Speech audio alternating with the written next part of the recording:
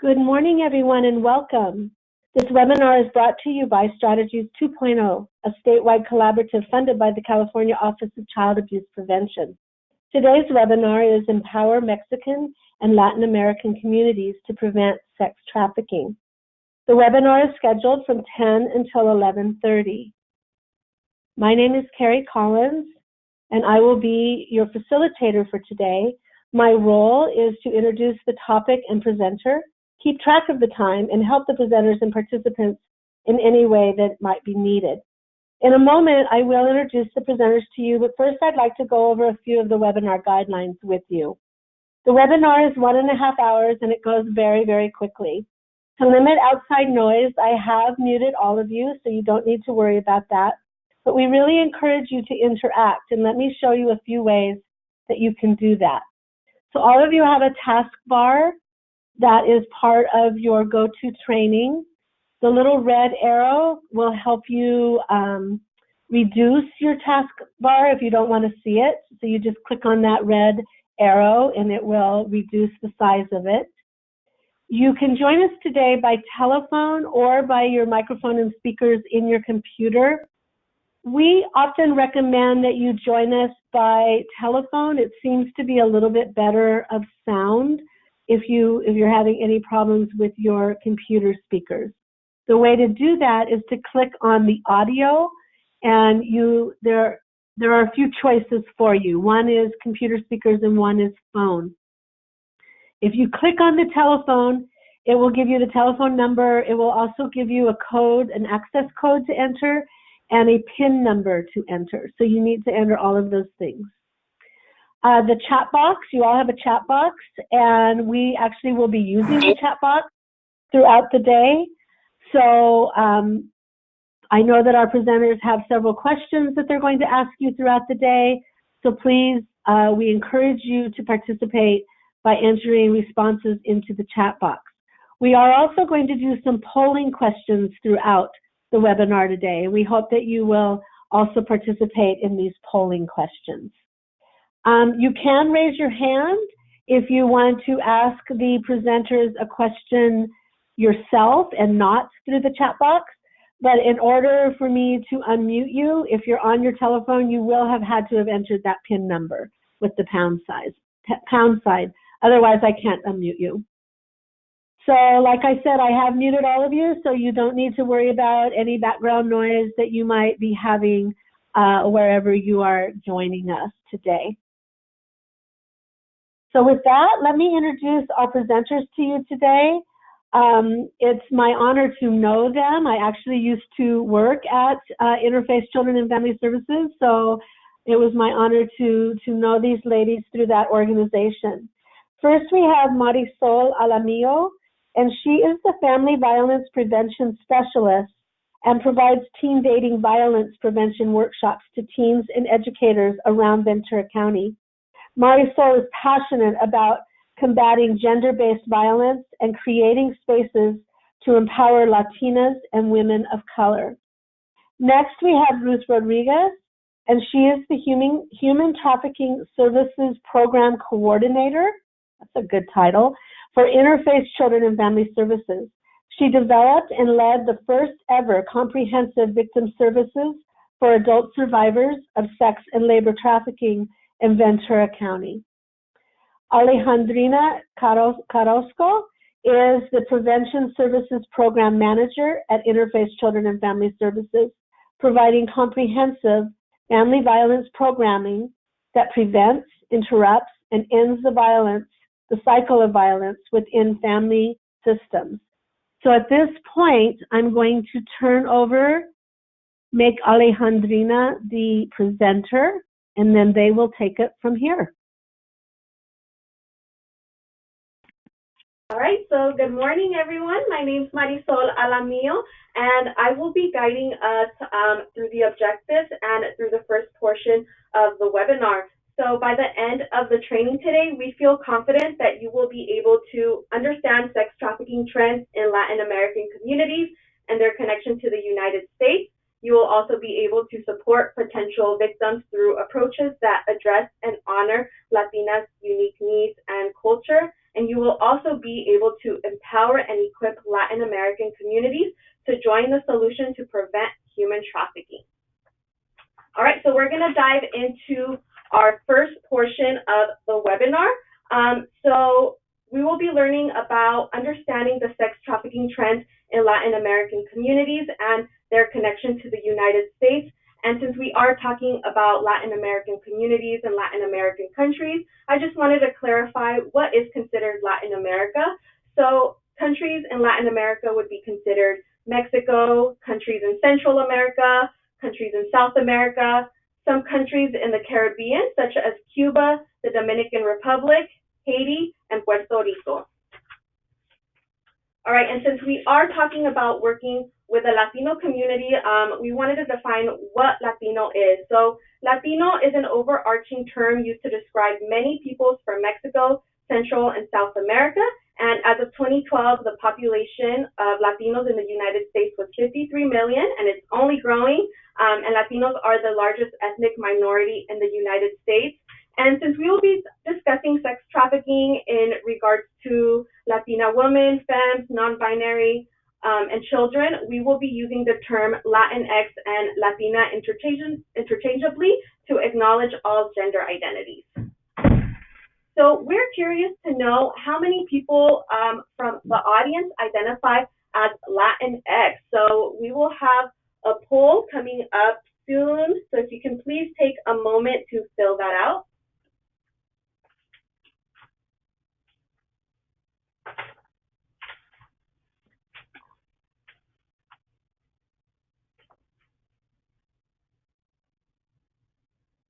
I'm going to let this go for just a few more seconds. And I will be closing the poll in 5, 4, 3, 2, 1. Let's see what our responses are. So we have 56% that identify as Latino, 41% no, 3% are unsure. All right, thank you for that, Carrie, and thank you everyone for participating in our poll question. All right, so we're going to go into the scope of the problem. So we discovered that there is a lack of research in Latin America and sex trafficking in general. There's a lot that we still don't know at this time, but with the information that we've gathered for this webinar, we're going to be able to provide an overview of the problem based on the research that is currently available. And we also wanted to provide you with statistics in regards to how many victims there are. So internationally, we were not able to find any document that states how many Latinx victims of trafficking there are around the world. But through the International Labor Organization, they did a study and they estimate that there are 40.3 million victims of human trafficking globally. And then here in the United States, so Polaris did a study of how many survivors they served in 2017, and they served 10,615 survivors. And out of those survivors, 1,230 of them were Latinx. And then locally here in Ventura County, Interfaith has served 66 victims of human trafficking since 2016. And out of those 66 survivors, 20 of those are identified as Latinx. All right, so who are the victims of sex trafficking in Latin American communities? So we discovered that the average age of victims is between the ages of 14 to 29. Women and children are the most vulnerable, and in the United States, we discovered that 70% of sex trafficking victims are women and 50% are children. And the children that are the most vulnerable are orphan children, foster care children, and truant children. People with disabilities are also vulnerable, migrants, indigenous people, and the LGBTQ community, and we often see that trans women in specific are the most vulnerable and the most trafficked out of the LGBTQ community. All right, so now we're going to go into discussing who are the traffickers. So the traffickers can range from one individual criminal to a larger organizations. So an example would be intimate partners. And it's important to clarify that traffickers, they will often build a trusting relationship with the victim first, and they may act like they're romantically interested in them or may act like they're interested in being their friend. So we also see that traffickers are often nationals of the country of the victim, and that's also how they build a trusting relationship. So again, a trafficker can be an intimate partner or a male and female national from the country of origin of that victim. Cartels, drug cartels, and criminal organizations are also traffickers. Coyotes also play a role as a trafficker. So a coyote is someone who assists and guides immigrants through their migration journey. And we also discovered that private and public sectors are linked to trafficking in one way or another. So examples of this would include the transportation system. For example, taxis, they may take trafficking victims from one location to another. The tourism industry, media, and entertainment. And we see that in many Latin American countries, there's a lot of corruption within the government and the law enforcement. So sometimes immigration, police, and civil servants play a role in the trafficking, and they will aid traffickers by providing false documentations for victims. All right, so who are the purchasers of these victims? So we discovered that the purchasers are almost exclusively all male. A large majority of them are male tourists that are traveling to Latin American countries, specifically Costa Rica, which is now considered one of the top 6 tourist places in the West. And a lot of these tourists, they go to Latin America for the purpose of purchasing sex for a much cheaper price than it is in the United States, and because they're often able to get away with more illegal activities, such as having sex with minors, and they're easily able to pay off corrupt police if they do get caught. And although trafficking of Latinas happens a lot in the United States, we also see that it can also happen in their country of origin. Other purchasers would include the U.S. military, what we would consider to be the common man as well, such as a Latino male, a white male that's married, migrant farm workers. But we see that migrant farm workers are usually purchasers only in the migrant labor camps in the United States, and truck drivers are purchasers as well. And then within this wide range of purchasers, we discovered that there are 3 types of purchasers. So there's a situational purchaser, and this is someone that's interested in purchasing sex on the basis of availability, and they're only going to purchase sex with a minor if the opportunity presents itself. And then we have a preferential buyer or purchaser, and this is usually pedophiles who have a specific preference for a certain age, usually someone under the age of 18, and they have a specific preference for certain genders. And then lastly, we have an opportunistic buyer. And these are purchasers who have no preferences, and they're willing to purchase anyone that they are able to get. All right, so now we're going to go into the methods of recruitment and how these traffickers recruit their victims. So like I had mentioned previously, a trafficker is often an intimate partner. So they'll recruit their victims by promising them a romantic relationship. And as I had also mentioned, coyotes also are traffickers.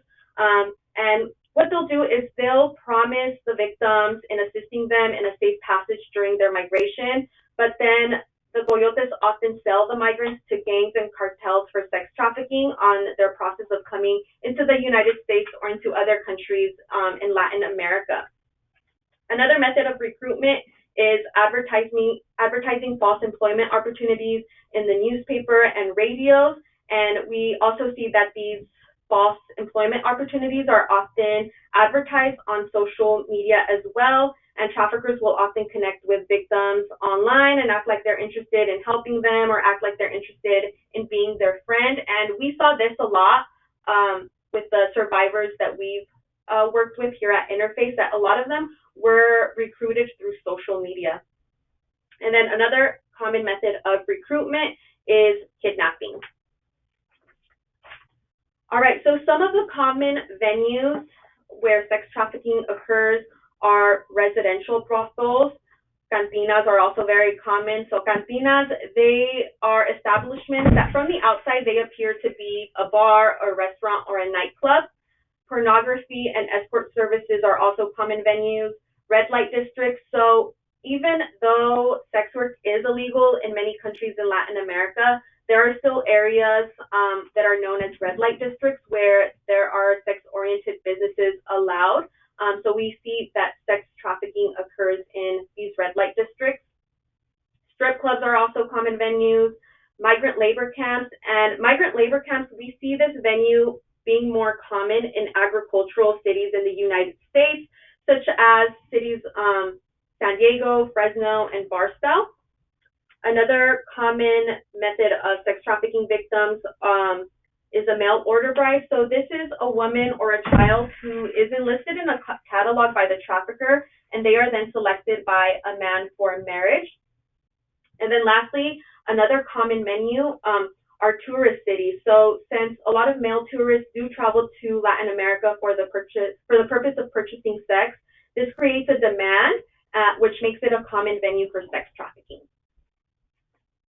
All right, so now we're going to go into understanding the risk factors and vulnerabilities. And it's really important that we understand these risk factors and vulnerabilities so that we understand how to empower and support victims of sex trafficking. So on this page, I have the social ecological model, and this will help us understand the different factors that can contribute to human trafficking in Latin American communities. All right, so I have some push and pull factor. So push factors are factors that push or force people into being vulnerable. Some push factors would include poverty and unemployment rates. Being a member of an indigenous group, we see that in Latin America, indigenous communities are underserved and discriminated against, making it very difficult to obtain an education or to find a job. Illiteracy, homelessness, drug use, gang membership, these are all push factors. And another push factor is being part of the LGBTQ community. And we see that trans women are the most vulnerable into being sex trafficked due to the machismo that there is in a lot of Latin American communities. There's a lot of discrimination against trans women, and because of this, a lot of trans women don't have many career opportunities, so they often turn to survival sex work as a means of income, where they are then vulnerable to violence and being trafficked. And another push factor that we saw that was very common is early exposure to violence and abuse. So Latinas will experience several types of abuses across their lifetimes before they are victimized by sex trafficking. And the most commonly reported types of abuses and trauma include emotional abuse, childhood physical abuse, domestic violence witnessed in the home as a child, and rape and unwanted sexual contact. And now we're going to go into the pull factors.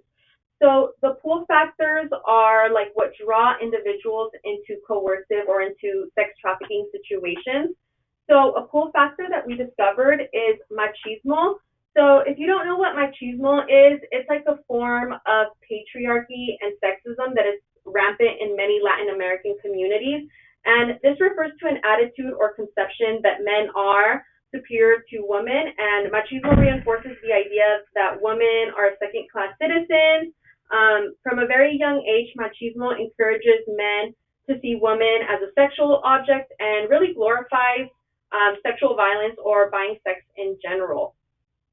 Another pull factor is the hope of finding economic opportunities abroad, and this has a lot to do with the push factor of poverty and unemployment, as well as the glamorization of these economic opportunities and that idea of a better life, that if they move to another country or another location, they will have a better life.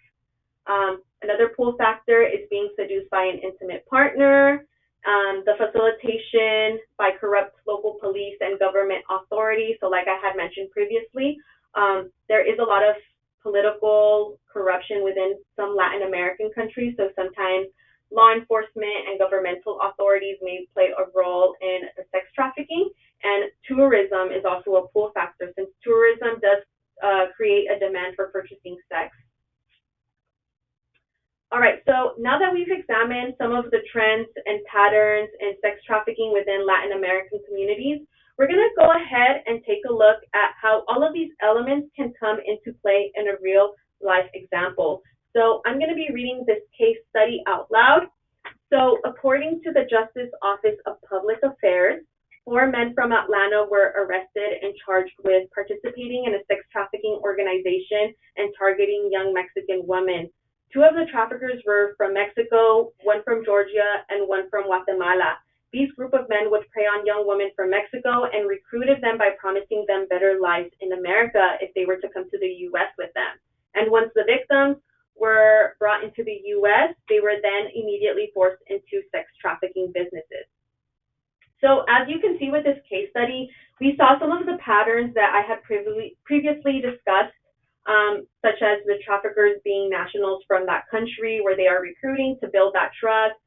The victims were young women, and they recruited them through promising a better life. All right, so now that I have given you some background information on the trends and patterns in sex trafficking in Latin American communities, I will now be handing the mic to my colleague Ruth, who will be guiding us on how to support these victims. Good morning. Buenos días. Soy Ruth Rodriguez, mental health therapist for our adult survivors residing in our human trafficking shelter. So let's now, you and I, spend some time exploring, using the information that Marisol shared with us, how we can best support the Latinas that we work with in ways that address and honor their unique cultural needs. Allow me to introduce you to another voice that will be represented in today's training. That is the voice of Casey. She was a participant in our Helping to Educate, Address, and Respond to Trafficking program. She participated in services with us for a little bit over 2 years. Casey is a native Spanish speaker, originally from Central America, and survived both sex and labor trafficking. During her time in our program, she set many goals for herself as she was rebuilding and reclaiming her life. You will see just a few of the accomplishments and her achievements listed on this slide. You will see that she had accomplishments in the areas of her vocational goals, her career goals, linguistic acquisition, and even obtained legal relief. I'd like to invite you to focus, if just for a moment, your attention to the right-hand side of this slide. Here you see a piece of work titled Dancing with the Wind. This is an art piece that was created by Casey. She asked to be identified through this piece of art because she tells us that during her time of victimization, she experienced so much suffering. But it was once she was out of that trafficking experience that she came to know freedom. And she experienced freedom through the beautiful sensation of feeling the wind in her hair and the wind in her face. You will have the opportunity to hear from Casey through different forms of media. She is represented through her visual art images, also through direct quotes. We conducted a survivor interview with her specifically for this webinar because we believe that she had amazing practical recommendations and strategies to inform the field. We know that the road to recovery is not one that is easy. It is often one that is arduous and long. It is the American Psychological Association that reminds us of the serious mental health consequences of this crime of sex trafficking that our human trafficking survivors experience. So those consequences are listed here. We also know that Latina sex trafficking survivors are not immune to the emotional injuries and the psychological distress caused by human trafficking. In a research study that was conducted with Mexicanas and Colombianas, survivors of sex trafficking, we see here that over half of the women that were surveyed met the diagnostic criteria for post-traumatic stress disorder. So trauma affect her? We know that first it can impact her memories, the parts of the brain that experienced and her body that experienced the crime of trafficking could have processed those experiences through her five senses. However, that bridge that connects to the language part of her brain might have been compromised and impaired, because we know that trauma affects our ability to put our life events and experience into words. So she may at this time be lacking the ability to articulate what she has survived, and be struggling with how to make meaning through words, through her narrative. We also know that many Latinas experience somatic expression. In other words, they might be experiencing the effects and the consequences of trafficking in physical forms through bodily sensations in her that are sometimes uncomfortable, sometimes unsettling, and even alarming. Many times Latinas present with physical ailments. We also know that trafficking and the trauma that is caused because of this crime can impact her ability to feel safe and to feel in control of her own emotions. So there are many times when she feels that she is on one continuum or the other, either feeling like she is volatile and ready to explode or lash out, and on the other end, sometimes feeling like she is fragile, brittle, and ready to shatter. We also know that trauma impacts her worldview. How does she think about herself? Many times after the trafficking experience or throughout the trafficking experience, our Latina survivors report forgetting who they were before these atrocities, these horrors were committed against them. She often questions her sense of belonging. She questions her decision making. She questions relationships with others, but also the relationship with herself and how she exists in the world.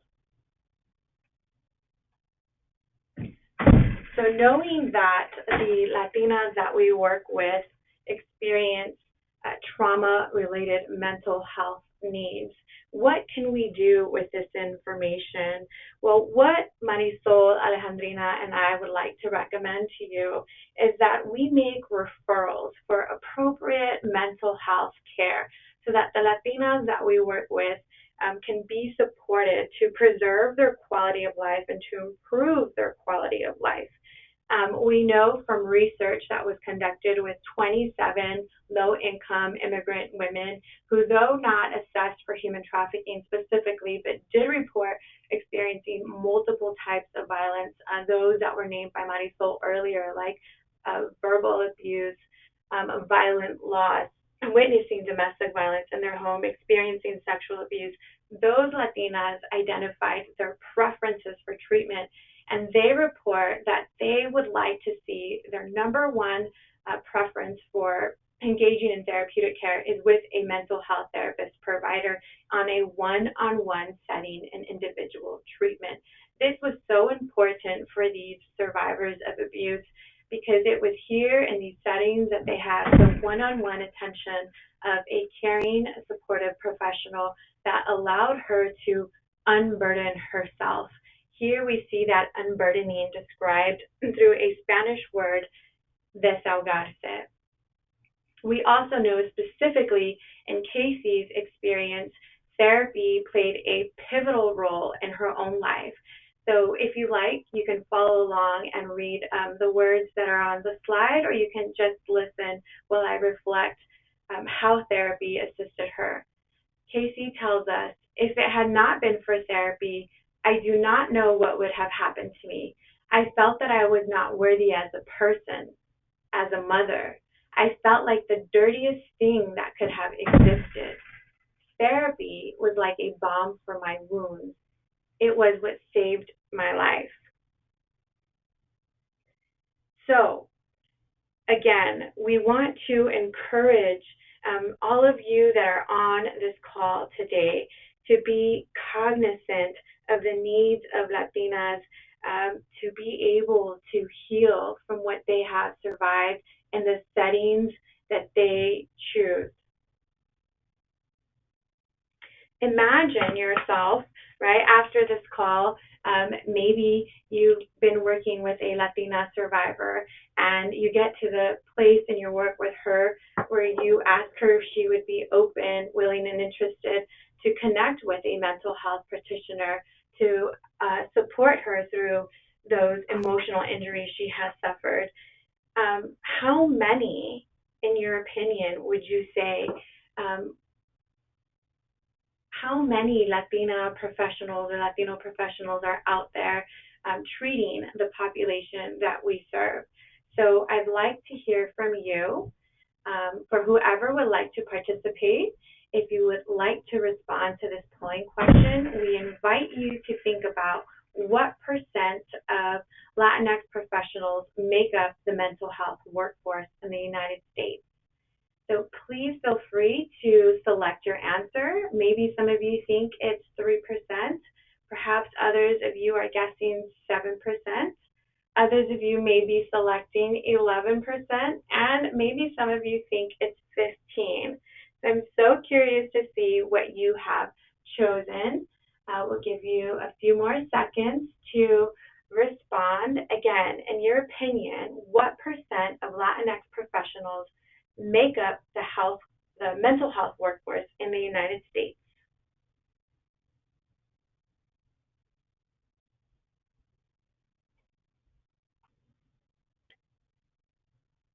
All right, let's close this poll in 5, 4, 3, 2, 1.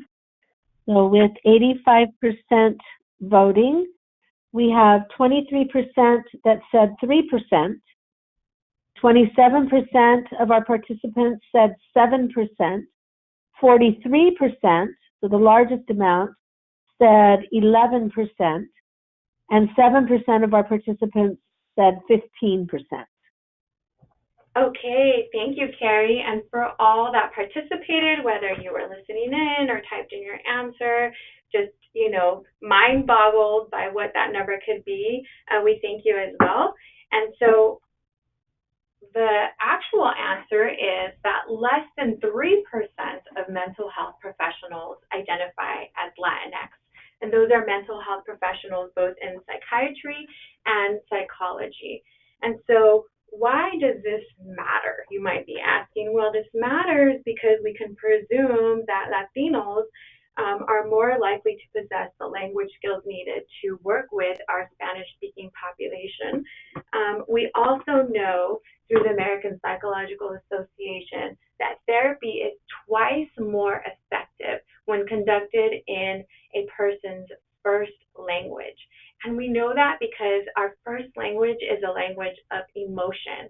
And why does that matter for working with Latinx survivors? Well, it gives them the opportunity to be in touch and express, again, what they have survived, what they have experienced.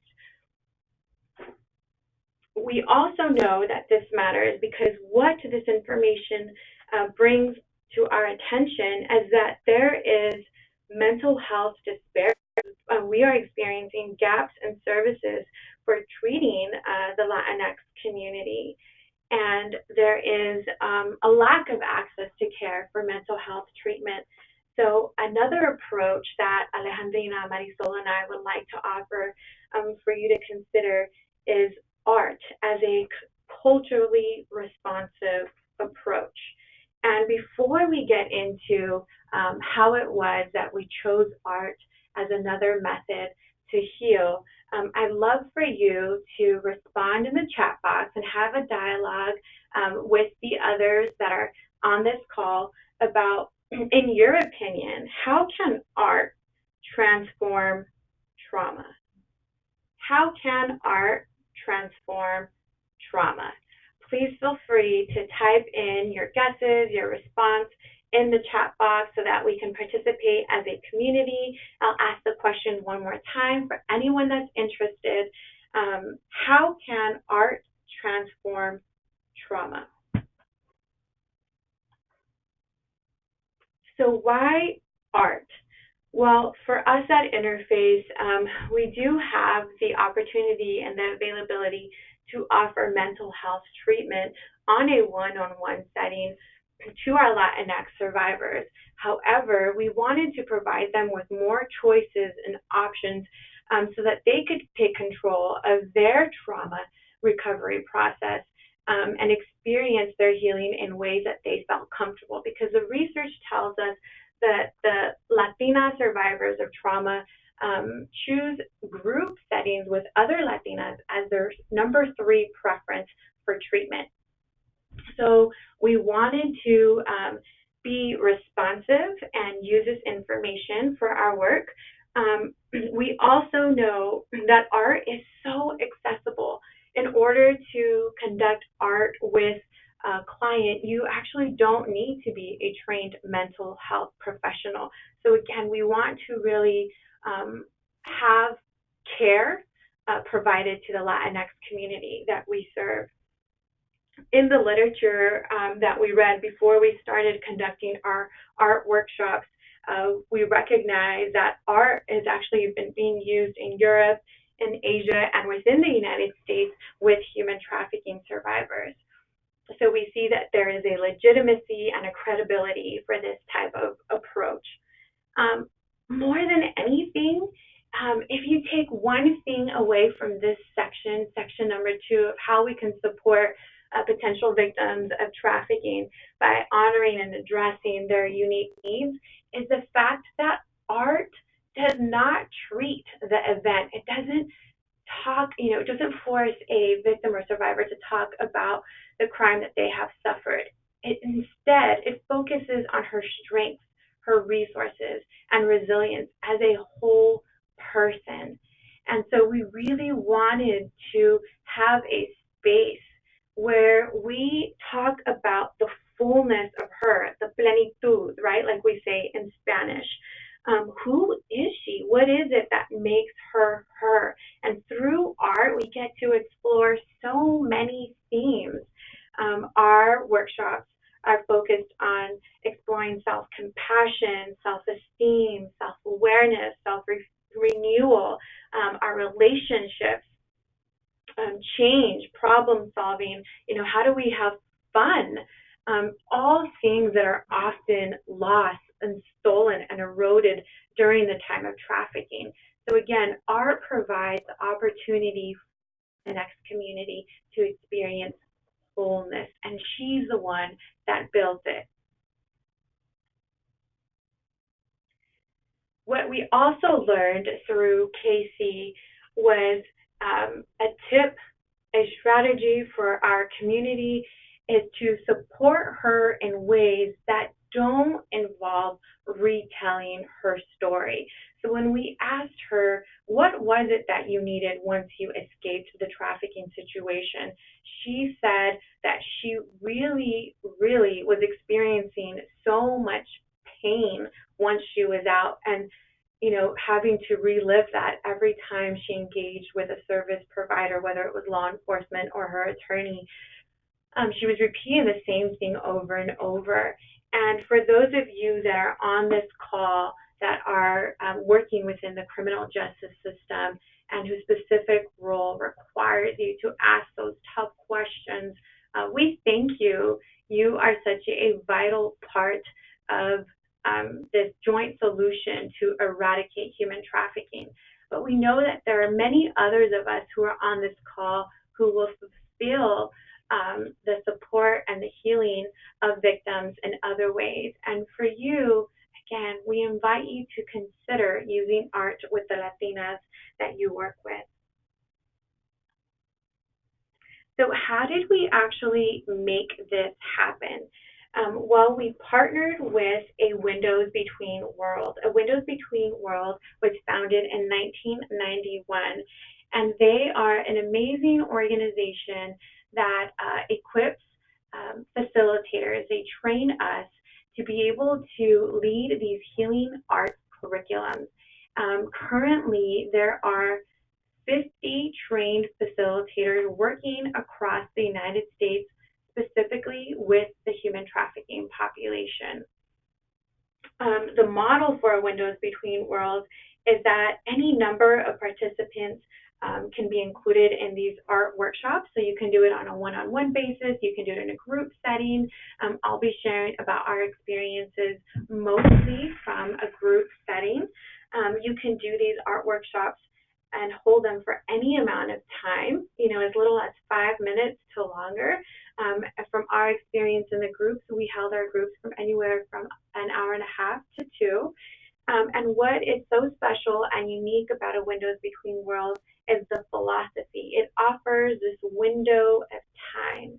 So if you can imagine yourself just for a moment, right, while you're in this workshop, whether it's 5 minutes or that hour and a half, playing, exploring, attuning to your own thoughts, to your own needs, that is what a Window Between Worlds offers. How do we do it? We do it through drawing, through sculpting, maybe we collage some days, other days we bake, we paint, we journal, we move. And so we also know that these healing arts are relevant for the population that we work with because 41% of the participants across the United States identify as Latinx and 88% identify as female.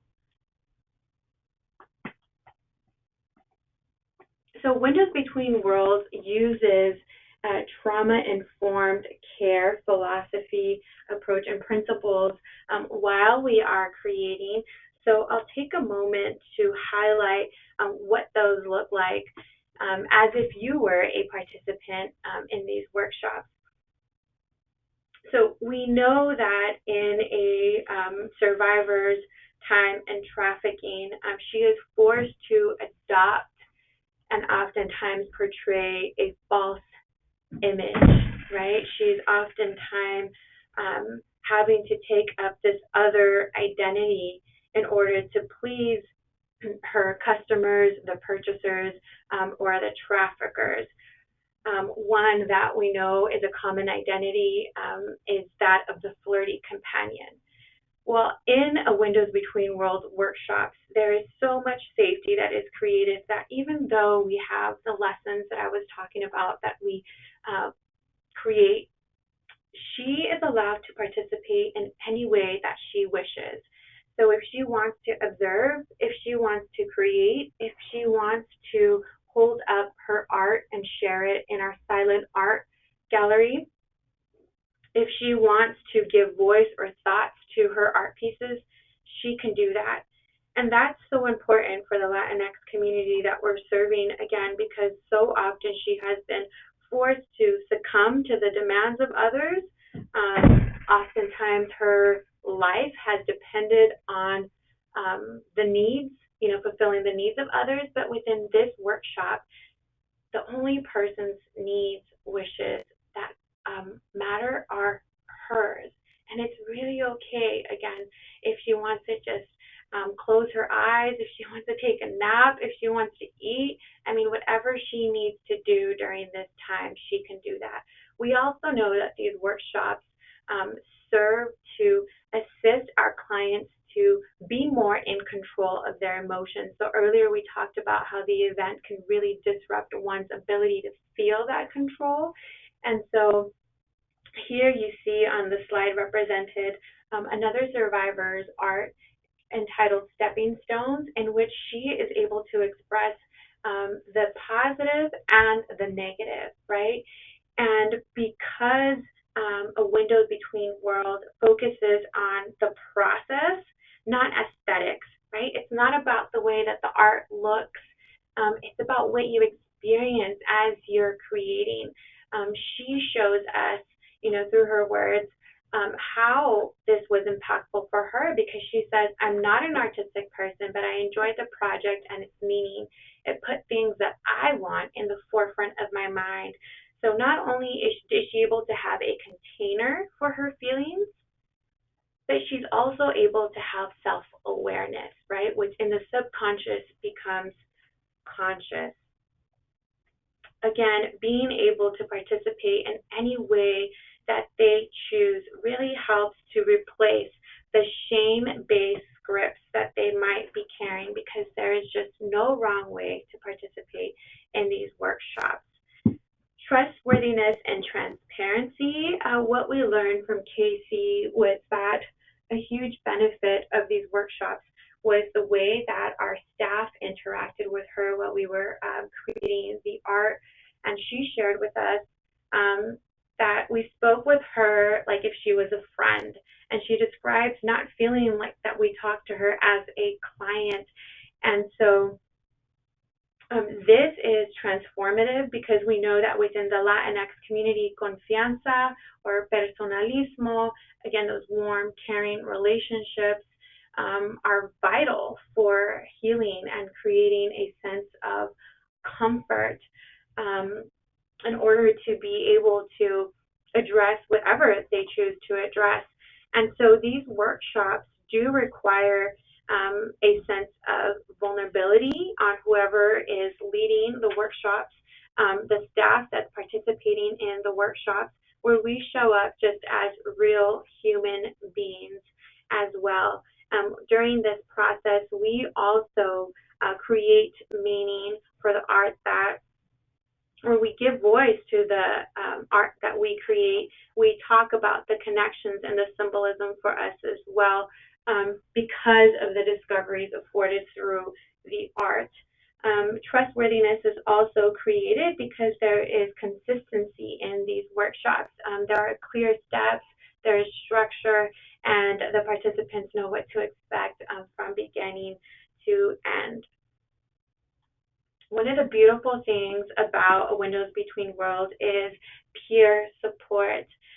So even though we have, themes that we offer when we do our workshops, the women that come to group are really experiencing life as a whole when they come. And what is manifested through their art are their different life events. So they will often talk about and process deaths, births, illnesses, successes, transitions that they are experiencing, unresolved grief. And here, we see that there is this universality of existing. So we're really doing life together in the workshops. In the workshops, the ladies talk about their highs and their lows and everything in between, while the rest of us listen, we accept, and we acknowledge. So in Casey's words, when she talks about the benefits of the art workshops, she brings to our attention how interacting with other victims made her realize that even though they had each experienced trafficking in a different way, they experienced the same kind of pain. And so it brought her to a greater awareness of herself and others. Collaboration and mutuality. The way that we do this in A Windows Between Worlds is we co-create the art with the participants. So creating art with the participants really helps to equalize power. Again, we know that in trafficking situations, there is often one or more people that have power over the victim. And these workshops, we're doing it together. And so this is a process, again, where clients have reported not feeling like the other. And we know that this is important, again, for creating trust in themselves and trust in relationships, so that through this collaboration and mutuality, we can provide corrective emotional experiences and really repair a lot of that harm that was done. So on this slide, what you see on the left is Casey's art, and you see my art on the right. This was a piece of work that we did. It's titled The Softness Project, when we explored how can we disarm our own inner critic. And what we did was we chose materials and fabrics that were comforting and soft, to demonstrate how we would practice gentleness, kindness, and self-compassion with ourselves. when we talk about empowerment, voice, and choice, the way that that is facilitated through the art workshops is we provide many different materials for the women to engage with as they create. So they have so many options about the colors, about the textures, about the types of art that they will use. They get to choose what they put on the page, what they leave out. It's totally up to them. Everything that we offer is merely a suggestion, a recommendation, but it is her that decides. And again, this is so important because as we learned earlier, so many times, she has been tricked into participating. She has been lied in, or deceived or forced to participate in a certain way. But the art workshops really allow for her to be the one that is in charge. So through Casey, we see how art specifically helped her, and she lets us know that art helped her to reflect on where she was, where she wants to be, and helped her to realize that she has a choice, that she can be free or enslaved. In sum, these art workshops really help a survivor to have a positive outlook on her life and about her future. Let's talk about culture, gender issues, and historical issues. So within the art workshops, she is allowed to bring, again, the fullness of her, of what makes her, her. And so what we see in the art oftentimes represented is the role of spirituality in her life. Many times we see that when we're talking about, how did you get through a tough time, or how will you get through a tough time? What is your anchor? Oftentimes she refers to God or her specific religious belief. For those that have not identified with a specific religion, we have heard them describe the art itself as a spiritual experience. We also know that through the art, many times she describes herself as how she views herself as a woman. So not the other labels that have been placed on her by society or by her family or by the purchasers or the traffickers, but how she herself wants to be viewed and sees herself. We also see ethnicity displayed in the art pieces. And as far as ethnicity, she often talks about her traditions, her costumbres, and shares, educates, and informs the rest of us that are participating in group. And on this slide, you see a gift that was created by Casey and sent to her family abroad. So many times the art is a way to honor the role of family. We know that familia is oftentimes a source of strength for our Latinx community. It gives them purpose, meaning, motivation for their trauma recovery, but also the art gives them a concrete way to stay in touch with their family. So Casey created this gift to send to her family abroad, and it was a way for her to feel close and a part of her lives and able to experience her even though they're miles apart. So now that we've had a chance to reflect on the power of art and how the art is conducted through our workshop, I'd like to give you the opportunity in this moment for whoever would like to participate to do some art on your side of the call. And so I'll share with you one of the lessons that we do with the ladies, and it's entitled Changing Our Baggage.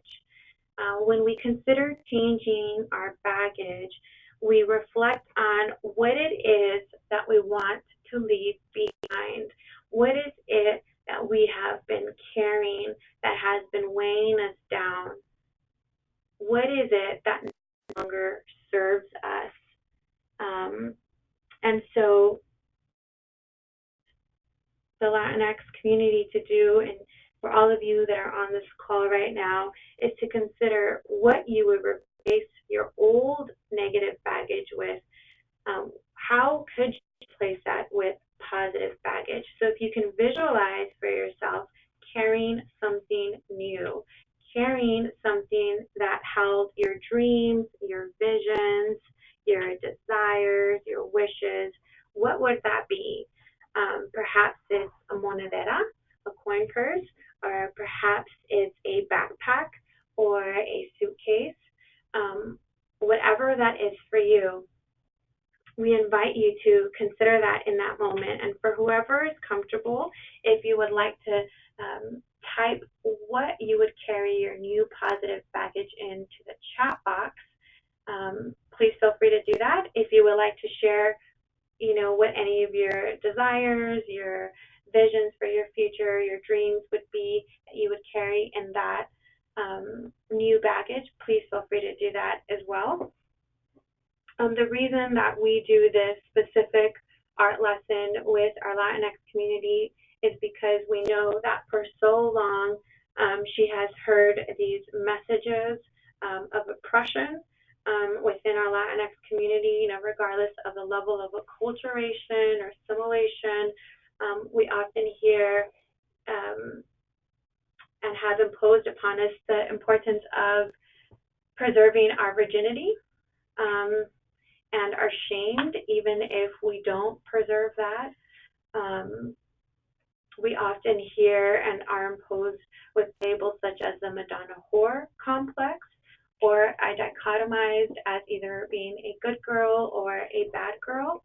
And the Latinx community, having experienced multiple abuses throughout their lifetime, has heard these negative constructs and unfortunately internalized a lot of this machismo that Marisol was talking to us about and these negative messages. But we want to invite them to choose what it is, the positive baggage that they want to carry with themselves, dreams, visions, and desires. So thank you for a question. Marisol is letting me know that our audience would like for me to repeat the instructions. Thank you so much. So the instructions are, if you can imagine what you would leave behind that no longer serves you, the things, the constructs, the labels, the messages that you've heard, or the responsibilities that have been placed upon you, what would you leave behind? What would you leave behind? And if in that place you could take up new baggage that embodies and typifies your dreams, your visions, and your desires, what would that baggage be? So for me, it was a suitcase. I chose to carry a suitcase because I felt like a suitcase was very sturdy, and a suitcase represents my sense of wonder, my sense of adventure, and I wanted to hold that with me as I move through life. What I filled in my new positive baggage, what I deposited in it was an image of nature, the sun's reflection, as well as the scenery of the mountains. Because when I am out in nature, that's where I feel the most grounded, and I feel like I'm a part of something larger than myself. And that is my desire and my wish, is to always stay connected to the community. So let's go ahead and talk about wholeness. So keeping in mind, right, that we have the opportunity through art to create a new self, right, a self that we choose. We see here, right, Casey's art, and this was a piece that we did titled Take a Walk in My Shoes, where we asked our Latinx community to consider, if you can choose a pair of shoes that would speak for you, what would your shoes say? And so if you take a close look, you're invited to do that now. what you can see is different seasons of life represented. And so Casey tells us that in life, she will always experience different seasons of life. She has gone through many different seasons of life. But regardless of what has happened or what will happen, she sees herself as a palmera, a tree, and she says that she will continue to remain standing strong. This is important for us because we know, again, that a part of the trauma recovery is integration, is making sense of oftentimes what we could not make sense of through words. We do that through the creation of art. As we're getting ready to move into the next part of our webinar, section 3, I'd like to close with 2 more slides. On this slide, cultural considerations, we see the researchers remind us that some of the challenges of addressing the unique cultural needs of the Latinx community, that trafficking and sexual abuse can be considered invisible because it's often a taboo topic within Latino families. And so it's not something that's really talked about. Again, we'd like to remind you that art provides this opportunity in a gentle, non-intrusive, non-invasive way. She is the one that chooses how, when, where she shares. Casey told us that she realized with all of the compañeras, the fellow survivors, and the staff alike, that it was art that gave her the power to express her pain and her joy. We began this training with a map of Latino America that referenced the many places that Latina sex trafficking survivors originate from. We want to end this section with a map of the world, this time with messages of hope and of love. So this piece is entitled Spreading Love in the World, or Repartiendo Amor por el Mundo. And what you see represented here are Casey's messages for women and girls worldwide. It's a message of believing and internalizing self-love. So as I invite you to listen to Alejandrina, may you all know, and may the Latina community that we serve know, that you are worthy, you are life, you are vida, you are love, you are marvelous, you are unique, you are special. Dream, dream, dream. We're all on this call because we're dreamers and we believe that we can truly make a difference. Make your dreams a reality and love yourself more than anything in the world. So I welcome my amiga, my compañera, Alejandrina Carrasco, to continue this plática. Thank you, Ruth. So in this section, we will cover how we can empower and equip our Latinx communities to prevent sex trafficking by using the primary, secondary, and tertiary models of prevention. Many of the strategies that we're going to cover may seem simple, and some are. Others will require your support and continued guidance through with this community. So whether these strategies are simple or more complex, the key thing to remember is that prevention is ongoing and should consistently be practiced. And as we cover the remaining material, keep in mind that the things that you can begin to implement and access right away, such as art, right, that we just covered in this last section, as well as the resources and partnerships you will need to accomplish this. So in brief, the goal of primary prevention is complete prevention before trafficking occurs and aims to enhance capacity and resilience. The goal of secondary prevention is early intervention and mitigation or the reduction of risk factors through education, through support, through guidance.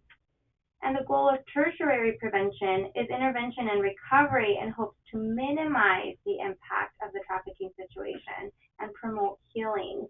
So in this, just these different strategies really highlight that prevention can happen at any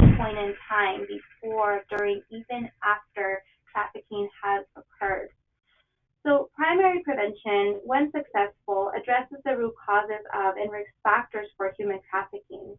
It focuses on reducing vulnerabilities and enhancing capacity and resiliency so that coercion and exploitation don't take place at all. There is actually a new and innovative construct called safeness that's becoming an important contributor to the prevention of human trafficking. And this concept was introduced by Connie Mitchell, MD, Deputy Director of the Center for Family Health from the California Department of Public Health, and was explained in a webinar titled New Public Health Strategies for Violence Prevention, which was published in January 2016. And you can actually find the link on our reference page if you're interested in watching it, so that'll be provided at the end. So while safety can be thought of as a beneficial outcome derived from actions directed specifically towards reducing risk or danger within a physical environment, the construct of safeness really represents a more internalized and integrated sense of security or well-being. Going back to our survivor perspective, Casey shared with us that it actually took her about 8 months to feel safe, even though she was in our shelter. So that alone did not create a sense of safeness for her. There were many factors that contribute to building a sense of safeness over time. And some of these factors or building blocks include a family and community environment free of extreme physical danger.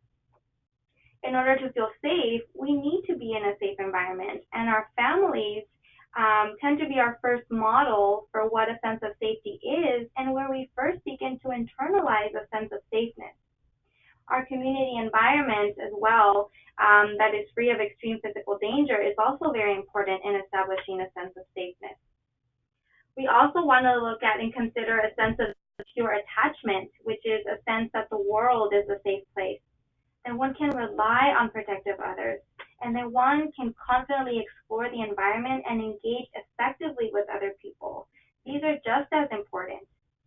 The fulfillment of physiologic needs such as sufficient nutritious foods, clean water, and stable housing is essential. And the provision of high quality basic education and access to loving, supportive social connections, or what we would call social capacity within families and friend relationships and in the community settings, are all things that help us to build this sense of safety.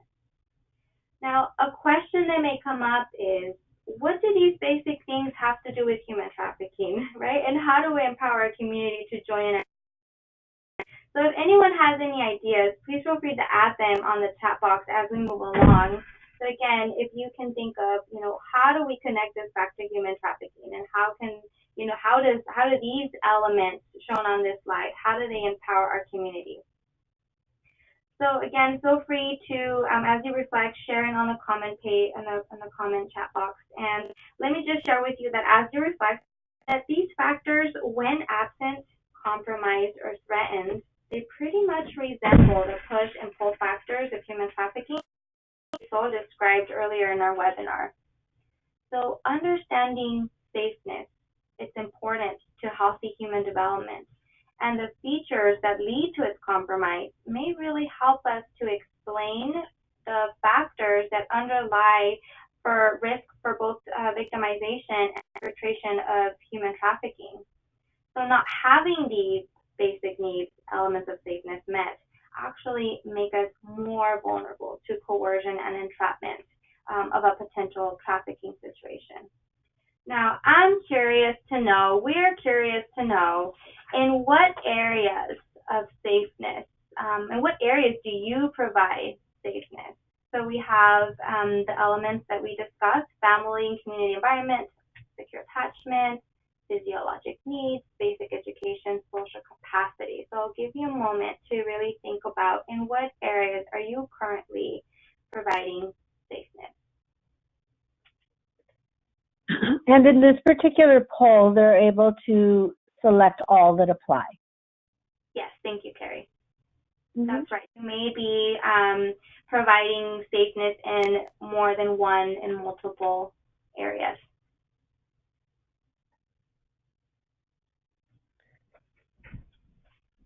So we'll wait a little bit as more people are participating. This is great.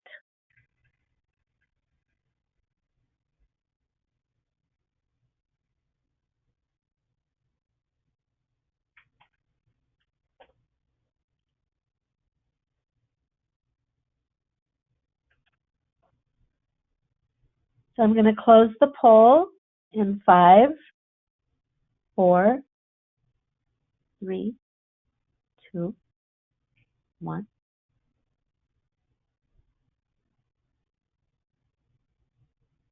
So we have 86% of the participants provide safe in the area of family and community environment, 51% in secure attachment, 51% in physiological needs, 77% basic education, and 56% in social capacity. Wow. And that's with Wow, so that's really exciting to see and hear. So again, thank you for those that participated in this poll question. And in reality, you guys are already working on primary prevention to empower the Latin community. So we'll go ahead and talk a little bit more about that. So again, the truth is that, in all of these areas, you're already working to empower our community to prevent sex trafficking. You just didn't realize it. And next step in this process, which will be discussed more in secondary prevention in just a moment, is to provide more education on the topic of sex trafficking. And also to be aware of that the community that's already accessing these services with you are already motivated, right? They just may not see the connection to how it's preventing the sex trafficking. And that is what you will be offering through the next slides that I'll be sharing.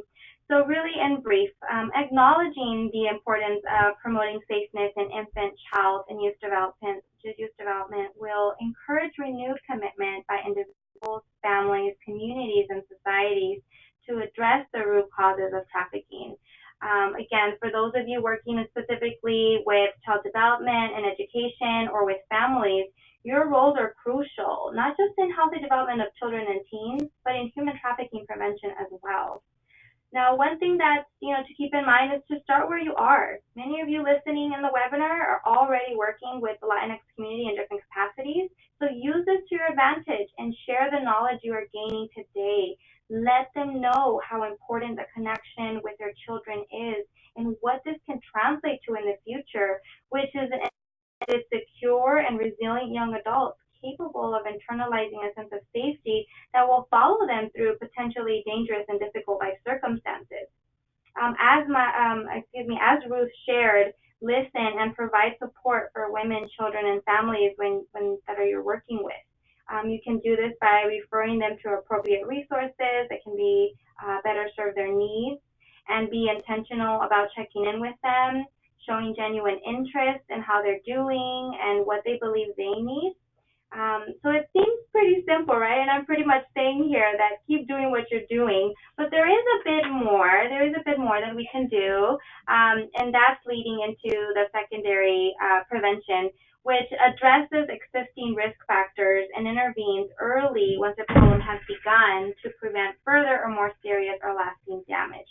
And specifically for anti-trafficking efforts, secondary prevention seeks to educate those who are at risk or who may be in early stages of exploitation, again, to mitigate these risk factors, to provide support, or to offer guidance for avoidance. And as Marisol shared in our first part of this webinar, traffickers are most attracted to the appearance of vulnerability.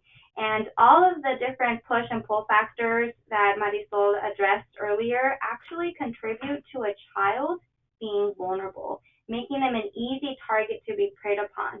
And in addition to what Marisol shared, studies show that having a history of chronic physical, emotional, or sexual abuse adds to a victim's vulnerability. And the Journal of Child and Adolescent Trauma reports that over half of girls who have been trafficked have disclosed that they have been sexually abused by someone outside of their family, and 30% of girls have been sexually abused by someone within their family. Other studies estimate that this number is between 70 and 90%. So as you can see, much of this information really does point to the importance of secondary prevention geared towards children and youth. And really, virtually anyone who comes in contact with those who may be at risk for trafficking can actually communicate prevention-focused messages that strengthen individual knowledge and skills. Some of these key messages delivered during either appointments, through through support groups or home visits or etc., can raise awareness about the existence and the impact of human trafficking and about one's right to healthy, non-coercive relationships, not exploitive labor practices, and future freedom from abuse and coercion. So again, whether this is delivered interactively during one or another conversation or in a context of an appointment or a group message or outreach activity, these messages are often memorable, empowering, and can even be life-changing. Children can also benefit from learning healthy relationships, resilience, and ways to identify and reach out to trusted adults in school settings. Here at Interfaith, we have several school-based prevention programs focused on empowering and informing children and teens about making age-appropriate decisions about their bodies and relationships to reach out for guidance, support, and help when needed.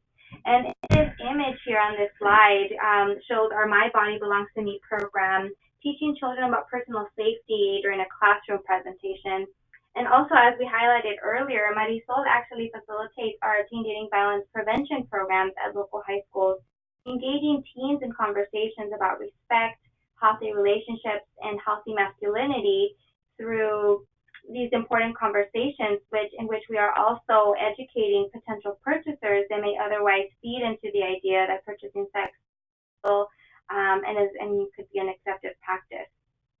Secondary prevention also includes educating our healthcare professionals, teachers, law enforcement agencies, social workers, and other individuals that may come in contact with potential victims. And this also offers the opportunity to identify and provide additional support. And additional ways in which individuals and organizations contribute to secondary prevention is by creating and maintaining partnerships that may include coalitions, task forces, advocating for improved services, volunteering with the local a client servicing agency, or partnering with multidisciplinary teams. And at an individual level, modeling respectful, nonviolent behaviors within your own families, practices, and communities. So here at Interfaith, we have also created many partnerships throughout our community, including local transportation industry, law enforcement agencies, the district attorney's office, and organizations that specifically serve the Latinx community, such as MyCOP, the Mixteco Indígena Community Organization Project, and Líderes Campesinas. So on the next slide, we have other tangible resources available to engage the Latinx community. Polaris, along with La Red Hispana, rolled out a national campaign entirely in Spanish to raise awareness of this issue among vulnerable Latinx populations in the U.S. And you have the link available on this slide for your use. Feel free to share that information. We also have other specific resources that you can use specifically for teens and young adults. And this is through fotonovelas. And this specific resource explains what human trafficking is, the warning signs, and who traffickers are through storytelling. We also have empowerment through social media, which is a great way to reach out to our Latinx community and to invite them to participate in this conversation. So on this slide, we have several ways in which Interfaith has brought awareness to our community. We have a YouTube awareness video focusing specifically on the Polaris campaign for the Latinx community, and you have the link available on this slide as well. We also have an image highlighting our participation in the local radio station and also pictures that we have posted on Human Trafficking Awareness Month and different events to, again, raise awareness to this issue. I also want to mention that in our interview with our survivor, Casey, she shared with us that she believes that prevention through social media is super important, as much of the recruitment is happening online.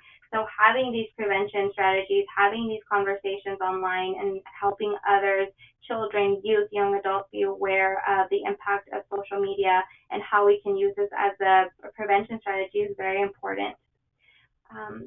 We are going to move on to tertiary prevention, which is designed to minimize the impact and promote recovery from situations that have already occurred in anti-trafficking efforts. So again, this intervenes it really intervenes to help support individuals, survivors, to separate from their trafficking situation and pursue lives free of further exploitation. Here is an actual picture of our heart shelter that Ruth discussed earlier, and Casey that she was a part of. As you can see, it's a very inviting, warm atmosphere, and this is a place where survivors and survivors of trafficking can come and receive guidance and support as they recover and heal from their experiences. So some of the services that we offer through our heart program are indicated on this slide.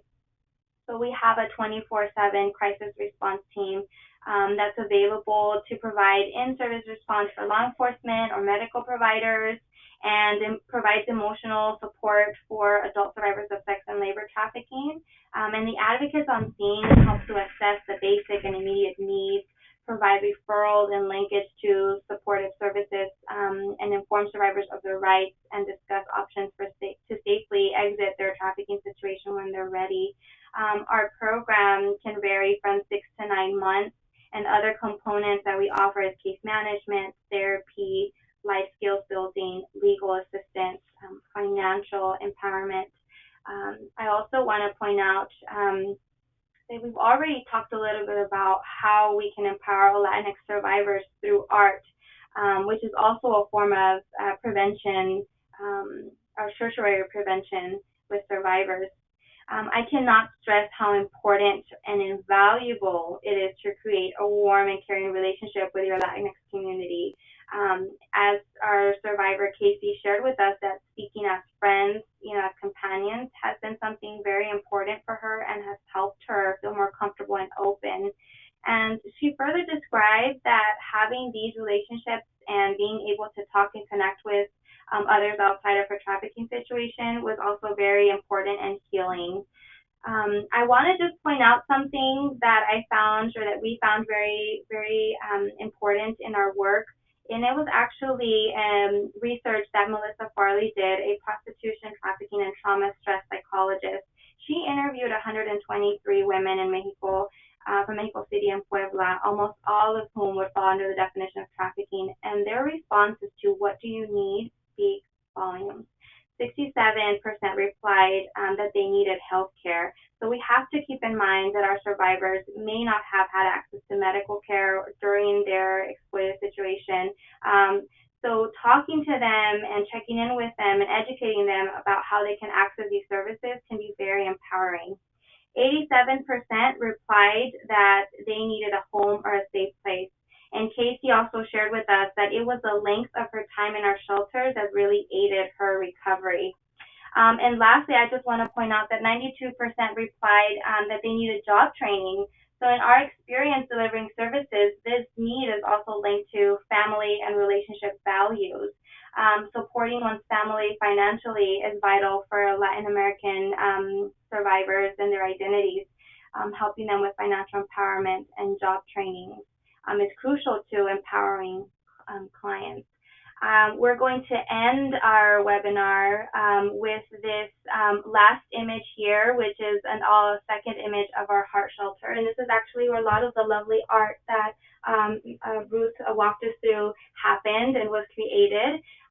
So I will not read the slide on the page for the purposes of time, but I do want to point out that, when you read this, as you read this, Casey is really sharing with us that the connections that she made with us and the extensive program, and time she spent with us really helped her to get out, and it gave her the confidence that she needed to get her life back. So to end our webinar, we would like to know, how will you use these prevention strategies that were discussed throughout the webinar? Are you working directly with the Latinx community? Will you be supervising staff? Will you be utilizing this in program development, maybe for social media, or is there something else? And if there is, we would like to know. If you can include that in the chat box, we would really appreciate it.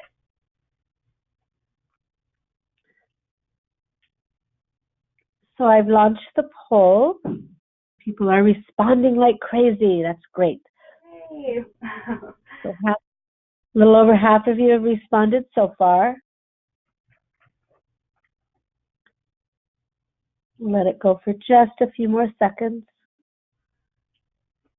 I'm going to close the poll in 5, 4, 3, 2, 1.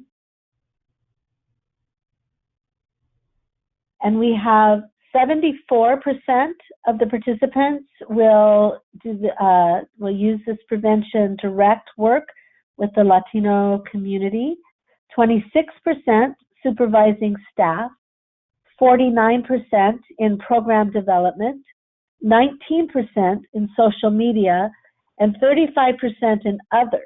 So we would really like to know what that other is if you can put that into the chat box. Yes, we'd really be curious to know. Yes, thank you, Carrie. Wow, this is so great and exciting. Thank you, everyone, for participating in this question. At this time, we would like to say thank you again for allowing us to share time with you and be a part of your morning. We hope that the information that you heard today will be helpful in your efforts to empower our Latinx community and to prevent sex trafficking. And we are all very just proud to be a part of this process with you. And thank you again. So we would like to turn it back to Carrie. I will take it back.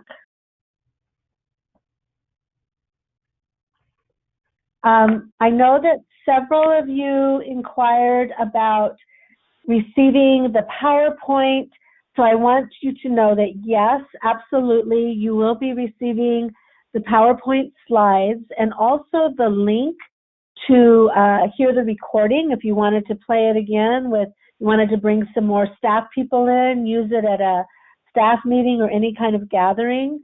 Strategies has a YouTube channel, so give me until like the middle of next week to get this out to all of you, both the PowerPoint and the link to the webinar recording. And also on our YouTube channel, you can find all of our past webinars that we have done and learning communities, our Vehicles for Change webinars. So we just have a whole library of webinars that are there for you at no cost to you. You will be receiving an evaluation immediately following this. We please encourage you to fill that out. It helps us so much in determining where to go in the future, and it very much helps our presenters. And we invite you to go to our strategies webpage to see what else Strategies offers throughout the state. So thank you so much for participating, and thank you to my presenters. That was absolutely wonderful and so incredibly informative. And I'm sure that you're going to find the evaluations are going to say the same thing. So at this point, I'm going to sign off and thank all of you for participating with us today. Have a really great rest of the week. Thank you, everyone. Ciao. Bye. Bye.